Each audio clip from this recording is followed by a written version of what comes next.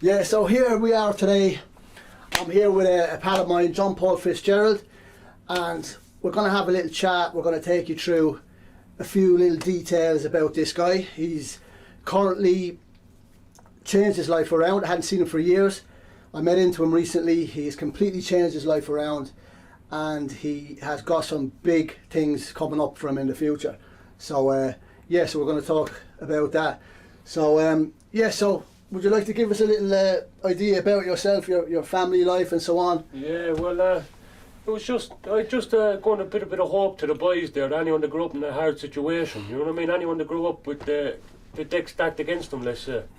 And that if you have things in your mind, if you're battling with addictions and if you're battling with mental health issues and you're battling with all these adversities in your life, that if you come right and get yourself together, that you can follow through on these things. Like, it's not a one-sided deal. You're not just going to be there forever in the depths of despair. Like, do you understand what I'm trying to say? Yeah. See, and when John Paul is talking about depths of despair, he's been through a lot in his past, and when we bumped heads again, it was just, for me, it took me back to when. It would have been about, what, 12 years ago, 15 years ago, the last time I saw you? Yeah, around that, yeah. And he was putting together a gym out there in New Ross with a few lads. It's a great gym. At the moment, can you tell us a little bit about your experience with the gym? Oh yes, the boys in 1 hour kickboxing, Master Ponde and Sensei John. It's been nothing but good, like, it's been positive. I've tried to get into the boxing club when I moved to New Ross there, 2 boxing clubs to no joy. I got no answers and all, but a mate of mine in New Ross was after telling me about Sensei John and Master Ponde, and they said, would you contact these guys? And I did. I contacted them over the messenger on the Facebook, and when they got back to me, they said, not a problem, come up to the gym and we give it a go and the whole lot. And they've been nothing but welcoming and helping me as to the best of their abilities, and I enjoy it. They helped me get my sparring in, they helped me get my training in. I'm going to do my first kickboxing fight. I never thought I'd do a kickboxing fight. The boys are after opening up the thing to me that it's a possibility for me to do kickboxing now as well. On top of other plans, I have to do bare knuckle boxing. So things are going good for me at the minute. And I met Ray after a few years. He said I used to do a bit of rapping and all, and that's where I would have met Ray about 12, 15 years ago. And through other people, friends of mine from Clonmel, Tipperary, that's where I'm from originally. But the boys have been nothing but helpful to me, do you know what I mean? And the best thing I ever done was worked on myself. And when I started working on myself and got rid of old people and started meeting into old people that were good influences in my life from back then, I started to unlock new things. So I know kickboxing. I just thought I was one-dimensional boxing. No, I can now learn how to kickbox. I'm now learning that the confidence in myself, I've now a lot more confidence in myself. I had all the bravado when I was in the heights of addiction and all that, but I was never confident in anything I ever done. And that's the gist of it. What I'm saying though now is Ray's had to help me a lot there in the last couple of fucking days. He's going to help me open up the door to new things and get the ball rolling for other things as well, you know what I mean? I appreciate that, Ray. Yeah, you're more than welcome. So I'd like to let the viewers know a little bit about the BKB. Yes. The fighting bare knuckle boxing, right? Yeah. And I've a great interest in it. I'm not a bare knuckle boxer myself now, but this guy, he can fight, and he's got a few upcoming fights. So when he said he had a few things, on the horizon, I said, well, look, do you know what I mean? Let's put it out there. Let's get it out there and let them know what's coming at them. So can you tell us a bit about how you got involved in fighting itself? Like, obviously there's street fighting, and where you're from is a tough enough place as well. So how did that come around? Were you knocking heads back in the day? Well, I put it where I was always conflict and confrontation when I was growing up. I put you that way, and I don't want to be bad mouthing people or putting people's names in the situation, right? But I would have come from a lot of conflict growing up, and you have to confront everything. If you didn't confront it, you were considered weak. I put it that way, right? And so that's all I knew. Like, that's all I ever knew. There was, of course, there was love in the family as well, but there was a lot of confrontation. without going too much into detail, but like, even when I was younger, anything I ever done, it was always coming from I have to be this, I have to be that. I was insecure, I had a lot of pain, a lot of anger. Yeah, yeah. And it surfaced in the way of violence, right? Mm. And I got bet, I did bet, I done ins and outs of it. I done the laps of like every other person nearly in the same situation as me, right? But the common interest I always had was when I'd be watching situations like bare knuckle boxing, MMA, it's like, I used to, like, if you see a beautiful moment in a film, like for a person in the Titanic where they'd get welled up in eyes, in tears, if I seen a man coming from a similar situation for myself, and I see him do well in a bare knuckle boxing or win a title and this, that used to bring a tear to my eye. Right. Do you understand? I get where you're coming from. It wasn't like, oh, out of a it was like, it's like I knew the potential inside of me to do these things. Yeah. I was getting wasted through addiction and through other things and shit, like, you understand? Amazing. So you saw that person aspiring to something, and you were saying to yourself, if he can do it, I can do it, and that brought up the emotion within you to change your life and to drop the addiction and so on. Can you tell us a little bit about the addiction side, just so people know what kind of things you've endured? Well, at the start, I would have started off when I was younger, smoking a bit of weed, about 12, 13, and drinking with the boys like everyone around the place. That's what they would have started, with the drinking and a bit of weed, right? And a bit of coffee. And a bit of coffee as well, you know yourself. But it was me self-medicating in a way. It was me trying to deal with issues that I had going on in my life that I couldn't deal with without the drugs and the drink at the time, because I didn't understand the emotions I was feeling. So all the anger and the pain and the self-pity and all that all played a major factor in my life, and I didn't discover that until recently, right? So I would have cocaine, tablet, the Xanax. I would have ended up in prison a few times over taking Xanaxes and blacking out, like, and then losing families through prison, my children and all. I have things going on there that I can't speak about now because there's court cases going on. But I owe my children time that they lost out from me going about my addictions. Do you understand? Yeah, it's an awful thing, you know, losing time with people who are so dear to you in your life, you know, and it's very hard to get that time back. And sometimes you may find that you may overcompensate, but that's a good thing as well, you know. You might get a chance, and you know there might be presents and, you know, hugs extra and so on, but that's great to be able to do that, to be able to make that. Sometimes that gap can bring people closer in the end as well. So, you know, it's not only a negative thing as well, but I'm sure, you know, it's tough, you know, it's tough. It is, but the selfish action I have to take now is I have to remove my emotions from the situation and realise that I have two daughters that I did emotionally neglect in my height of my addiction. I wasn't there. I was either in prison or out in active addiction. I was there physically, but emotionally, and I was there in body, not in spirit. Do you understand? Yeah. So you're back in contact with them now? Yes, I am. Yes, I'm back in contact with them again. And so do you want to give them a shout or say hello to them? Well, me, I love, Amber. Daddy loves you. And that's, things will come right in the end. And you've got a good daddy there. He's a tough out man. He's changed. He's not an old man, but he's a tough man.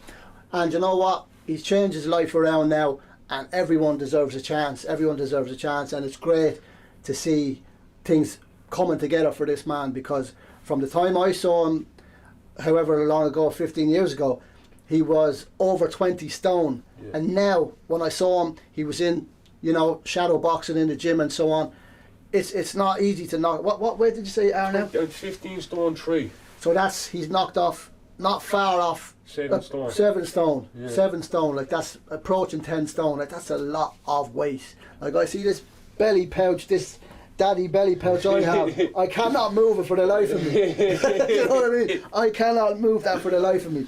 But so what's a good way? What helped you lose the weight? What exactly did you do? Was it the training? Did you diet, or what helped most? I got mentally stronger. It was when I was at my lowest low, when I lost everything, and I was sitting in a prison cell in Cork. Like, I lost my family, I lost my ex-partner, I lost everything, right? And all I had to do was, I knew myself, you have to get this weight off you, what are you doing? I was removed from addiction, I was removed from family, I was isolated from everything. So all I could do was look at myself and work on myself. So that's where it started.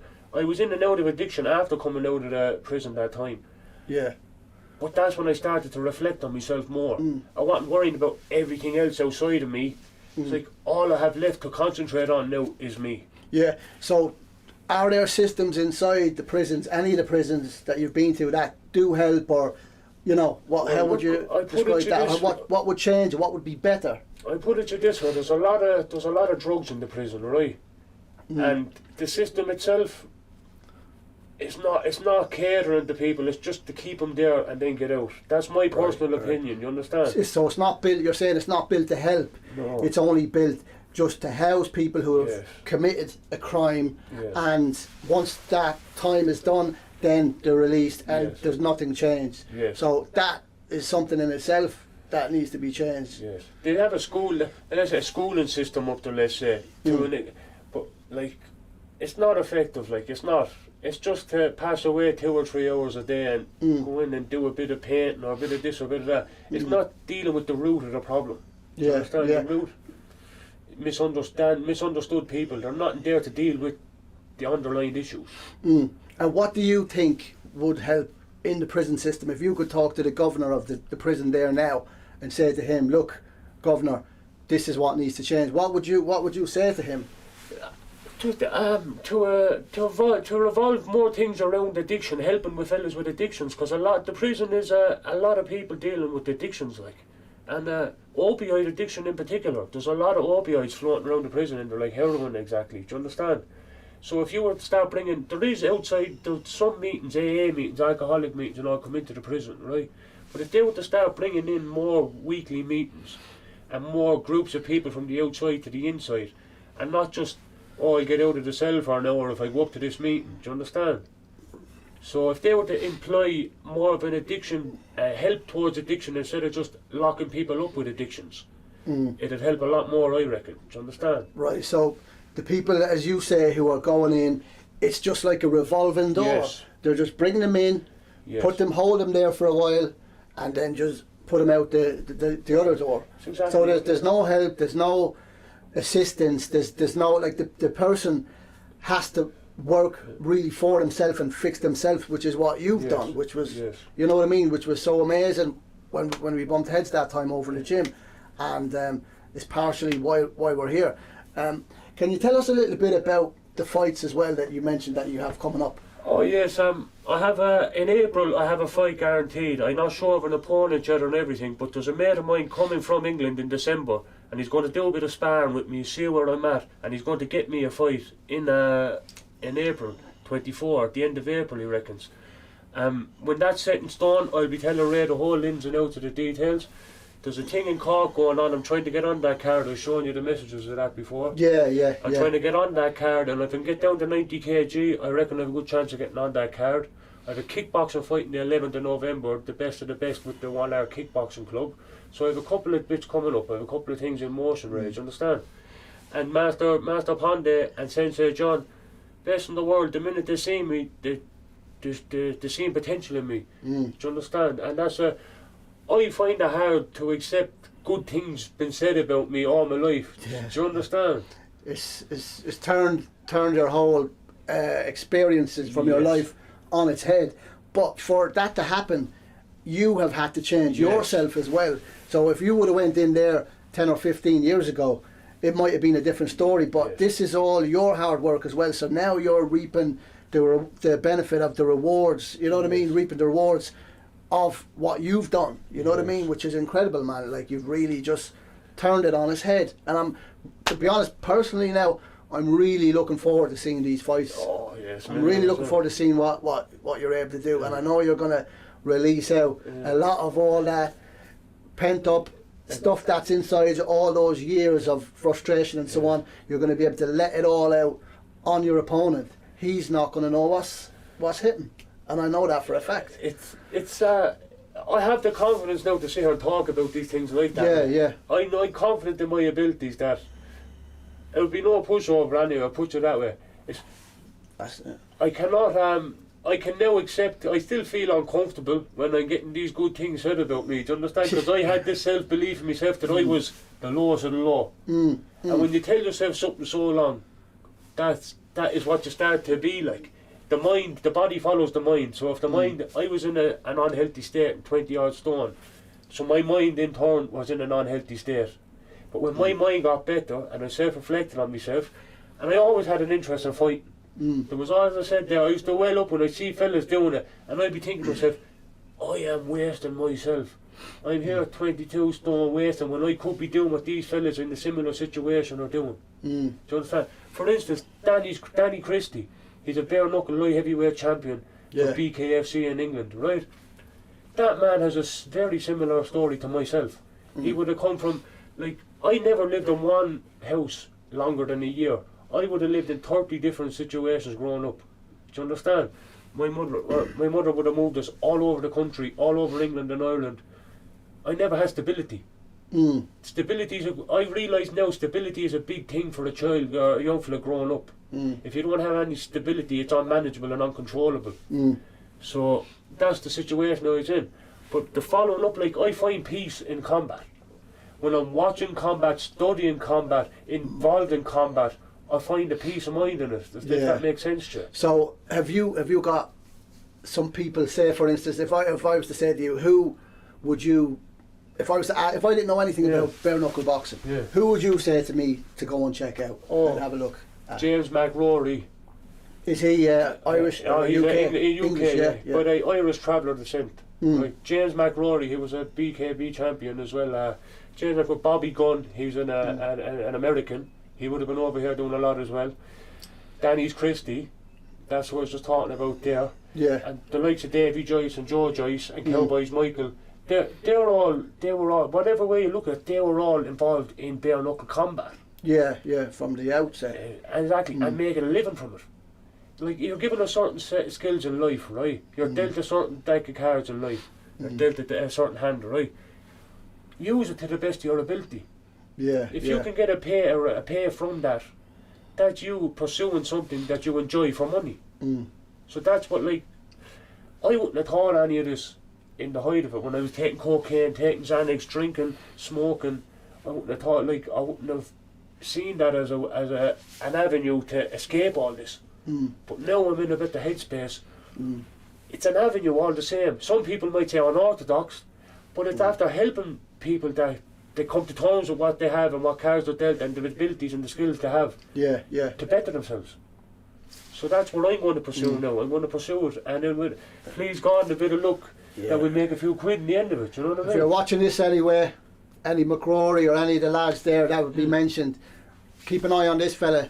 He's following hot on your steps. I'm coming, boys. Coming, boys. So yeah, that's good. Let me just check the camera. You have to pause that. So. Yeah, still recording anyway. We're going good. No bother, right. So, as well, this probably won't be out in time for the fight because it's a big fight the weekend, as you probably know. Who have you got for that? The Fury and Ngannou. Oh, tell us what you think about that now. Did you think it's a good matchup? I'm not against the fella making a few quid. I'll put you that way. You know what I mean? You can't fault the fella. They're still going in. They're going in to throw bangs at each other. But it's for money. It's a money situation. That's obvious, and to build up the promotion to it, that he will not do any better than Deontay Wilder did. I'll put it that way. Right. But Deontay Wilder, he gave him some scrap. So he's not going to do any, like. Ngannou is another heavy hitter as well. He's a heavy hitter. But even the setups that Deontay Wilder have, I don't think Ngannou's going to have the setups to that big punch, because that's. Deontay Wilder, Olympic boxer. Yeah. He perfected that setup to that big punch. Yeah, but what about the trainer though? That he has, like, that's for me. And do you know what? For myself now, in my mind, it's like Tyson Fury was named after Mike Tyson. His father, John Fury, named him after him. So for Mike Tyson then to be training an opponent, that's surely got to be something to do something to his head. But the thing about Fury is you can't you can't second guess his mind state because what he's come from. Remember the time he got up like the other Undertaker? Yeah. He got up like that and he started throwing it. It was crazy. It was incredible, man. I remember when I watched that fight, I felt like I was brought to tears as well. Yes. Because of that. It was, this man, he's been through so much. I used to not like Fury. I used to think, he's this, he's that. But then when I saw how he turned his life around and just he threw so much of the bad life to the side and started putting himself out there, and really I was like, yeah, I like this guy. He's excellent. He's amazing. Yeah. And still now at this stage, I'm all about Fury. I'm really looking forward to see this fight though. But have you got? If there's people watching out there that like, what's your guarantee? If I say, look, guarantee me who's going to win, how's it going to win, what round, and so on, what would you say? It's Tyson Fury, 1,000,000%. And if he doesn't knock him out, he's after carrying him. That's my opinion. If he doesn't knock Ngannou out, he's after carrying him just for the value of the money. Right. But in my opinion, Ngannou's a heavy hitter. Put him in the cage, no contest, he'll destroy Fury. True, yeah. In the boxing, under the rules of Queensbury, even with the Mike Tyson trainer, I understand what you're saying. I just see a promotional twist and all that. Do you understand? To bring in the crowds, the view. And I'm not against anyone making a few quid. Fair play to them, you know what I mean? Yeah. So what about the Jake Furies or the what was it? The probably Fury, KSI. Yeah, but what about I think Jake I got it Paul. wrong. Yeah. So what about the Jake Paul situation? He's getting in all these different boxers to fight, and it's really, I think in a way it's really kind of made the real boxing a bit of a shambles. It's made it all real money. And I know, as you said, it's good to make money. Yeah, we all love that. We all agree with that. But it's taken some of the pride away from the whole thing. Like you've got the likes of, back in the day, Mike Tyson, Lennox Lewis, even so far back as Barry McGuigan. All these fighters, they didn't really care about the money so much.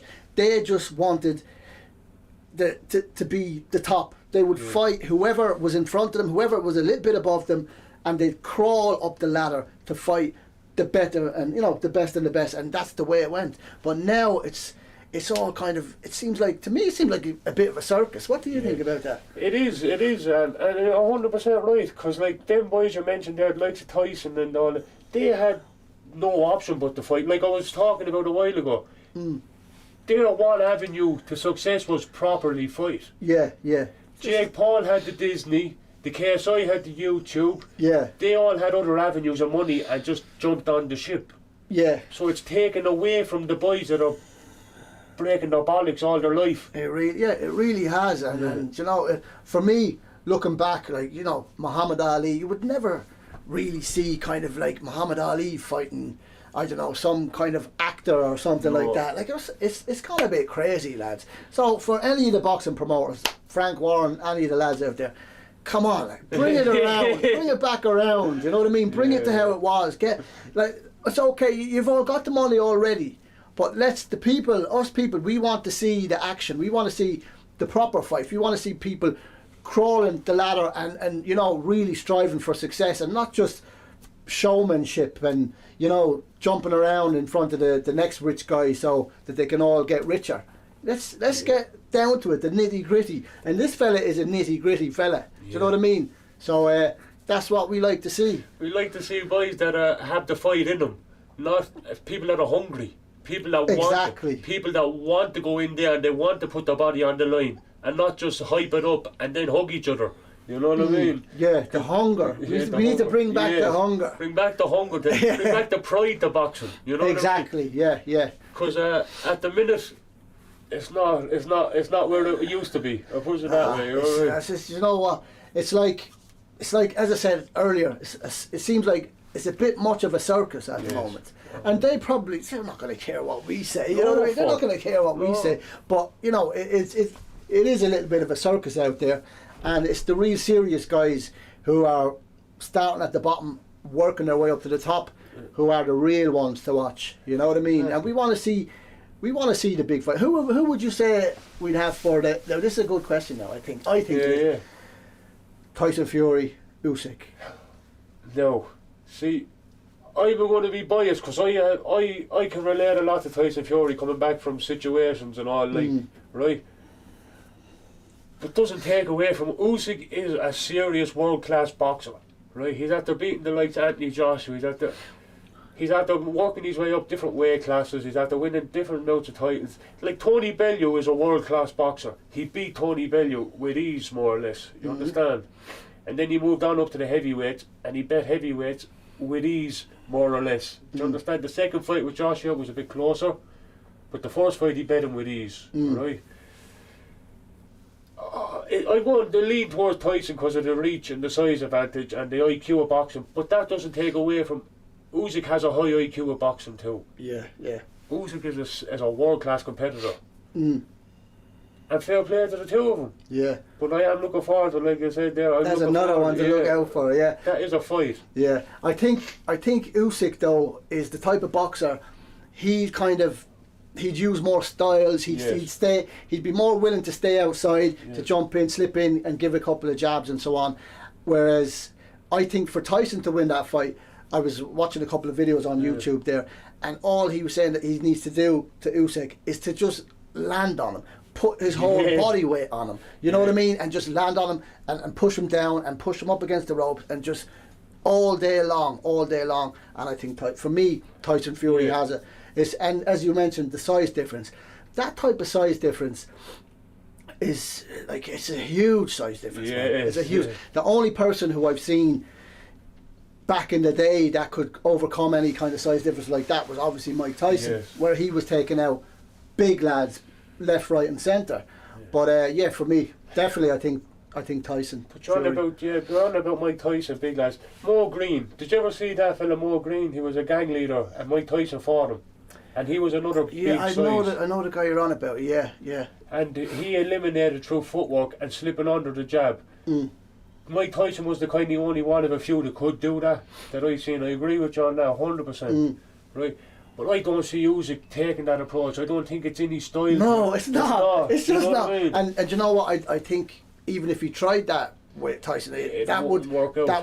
I think it would anger Tyson Fury. Yes. It would be like, all right then, man. All right then. Do you know what I mean? Yeah. So, a question I have there as well. Who do you think is the best all-round fighter of all time? Now, boxing, MMA, whatever it is, it's on you. Now, I know you may go one way, you may go another way, but of all time, who would you think is the best in the world? Alright, I can give this a two-part answer, right? Well, if you want to break it down, say boxer and then MMA or what may it be, it would be fair to okay. Right. From what he done and what he accomplished and the confidence he gave to other, say, black males, right? Muhammad Ali. 100%. He gave a whole nation of people confidence. He refused a US draft. To go to prison, to give up his heavy. These are all accomplishments outside of the ring, and then inside of the ring, Joe Frazier, George Foreman. These are all heavy-hitting men, like. And he went against adversity. When George Foreman destroyed Joe Frazier, they all thought, "Oh, this is it." He took Ali. Joe Frazier took Ali to beyond this and that. George Foreman's going to destroy him. Robo-doped him, tired him out. Is that all you got, George? Did you ever see that? Is that all you got, George? Boop, boop, boop. He bet George Foreman, the most heavy, one of the heaviest hitters the boxing ever seen. He was a big lad as well, wasn't he? He was out there. Every part, like the man's head must be the size of that chair. Do you know what I mean? He's a big lad. But he gave ethnicity. Inspired ethnicity. He inspired people. He went against the grain and came out on top. Especially back in that time. In that time, you know. There was people who would not have been allowed to use the same toilets and all that type of malarkey back then. That must have been a really, really tough time, man. And to do what he did, you know. But I remember the part where I can't remember what boxer it was now. You probably know, but the guy wouldn't call him by Muhammad Ali. He was calling him Cassius. Yeah. I can't remember the boxer. Well. But he got in the ring then, and he was saying to him, "Now, call me Muhammad. What's my name? What's my name?" And he was giving him socks like that. Was impressive. But that's the kind of stuff. That's the spirit. That's. Did you ever hear him say he got that dog in him? That's the dog. Yeah, yeah. And there are things that Jake Paul will never have, and there are things that KSI and all them will never have. Yeah, yeah. They had a. It's hard to go out and jog at 5 in the morning when you're sleeping in satin sheets, right? No. That's a saying I picked up from watching them boys, right? Mm. It's the truth. Them boys had the YouTube and the Disney and the this and the that. So how are they ever going to dig deep down and fuel off of pain and hurt? Yeah, yeah. If they have millions before they even jump into the ring. So when they're pushed to adversity, they're hugging or they're ducking. You see with Tommy Fury and Jake Paul and Tommy Fury in KSI, he kept ducking. The Jake Paul fella, when he fought Tommy Fury, kept ducking, kept avoiding contact, and he was getting slapped. He didn't have the aspiration to meet him head on. Yeah. So, because that's not in him. I didn't see that fight now. I did see the highlights. I didn't see the full fight. But I think Tommy Fury is doing some amazing stuff there. You know what I mean? Like, he's just had a baby. He's just out there. He's making money for his family. You can't knock the guy. No. I would not. Like, I can't knock the guy. Do you know what I mean? He's out there doing what he has to do in a way. And, like, if I was him, I'd be doing the same thing. 1,000,000%. You know what I mean? And he's got the backing of his big brother. Yeah. How bad? If you have a sparring partner like that as your big brother, that's you're going to be experience. good. You're going to be good. And all the people that are saying, "Oh, you're only," if you hear this, all the people that are saying to you, "Oh, your brother is this and you're not," and man, you are like anyone that's come in front of you, you're knocking them. So keep going, Tommy. Keep going, buddy. Keep it going. Get the few pound. Yeah. Exactly. But like I said there, it's all about just if you're coming in, if all you know is boxing, or if all you know is any bit of combat, and you see that as an avenue to follow through in life that you can make a living off it, you're dealt them cards, you're surrounded by them cards, so play them cards. Yeah. And if you're coming from situations like addiction, prisons, mental health services, homelessness, all them adversities, right? No matter your age. Like me, I'm 31 years of age now, right? I'm pursuing bare knuckle rather than boxing, because boxing is a long drawn out young man's game. Bare knuckle is 3 2-minute rounds, 5 2-minute rounds at best at a championship fight. So 3 2-minute rounds. Yeah. And then if you're championship fighting, it's 5 2-minute rounds. So that's what, 10 minutes at 10 most. 10 minutes, yeah. They're achievable goals and achievable cardio fitness to get to that at 31 years of age, rather than going 25, 30 minutes, 40 minutes in a boxing ring. Yeah. Right. Other than that, if I still at a young age, that's one of my biggest regrets was not following through on boxing at a young age. You see the likes of John Joe Nevin and Michael Conlon and all them young boxers that went on to the Olympics and got success and made money and all. Yeah. They done the right things. They were guided through life to like follow through on this, whatever father, mother, uncles, aunties do this. There's a lot of people out there that don't have that. Yeah. So there's never too late to find an avenue. It's never too late to pursue the avenue, and it's never too late to try and make a living out of the avenue and believe in yourself. If you believe in yourself and you have a healthy mind, the body will follow. So I'm a strong believer in that. Yeah. Understand? So if there's any young lad out there that's like, say he's 15, he's 16, he's approaching manhood, and he may find that all around him is only drugs, is only drink, is only so on. What can you look into the camera? What can you tell that lad to guide him and to make sure that he doesn't make mistakes and that he keeps on a path that's going to bring him up? Well, my advice is following the crowd doesn't get you what you want. If you discipline yourself to one craft, if it may be boxing, kickboxing, MMA, karate, Muay Thai, anything like that, or even if it's outside of combat sport, if it's reading, books, all that, if it's intellectual stuff, it's like following the crowd, being cool for a couple of years does not work out in the long run. If you discipline yourself and stick to what you prioritise in your mind, prioritise the good in your life, because the drinking, the drugs and following the crowd are not the good things. They're just fitting in with a crowd. Be yourself, be an individualist, and do what you have to do. That's the best word of advice I can give anyone, to be honest with you. Big up. And you know what he said there, it's from experience. It's not it's not your teacher in school. It's not your lad down the road. This is a guy who has already walked a path that you dare not walk, and he's telling you now that you have a chance, you have an option, you have a choice to make the right decisions in your life. Yeah. And just try and aspire to be something greater than you can imagine. Yes. And I'm sure we're all going to be behind this guy now when he's got his upcoming fights. I'm definitely going to make sure that I can get there. I'm going to be there, man. And I hope you whack heads when you get there, brother. That's the plan anyway. Yeah. Go with that. Well, thanks, lads. Mind just says, boys. Take care. Thanks very much, Ray. Sound. Nice one. Nice That's it one. then, Good man. old chat.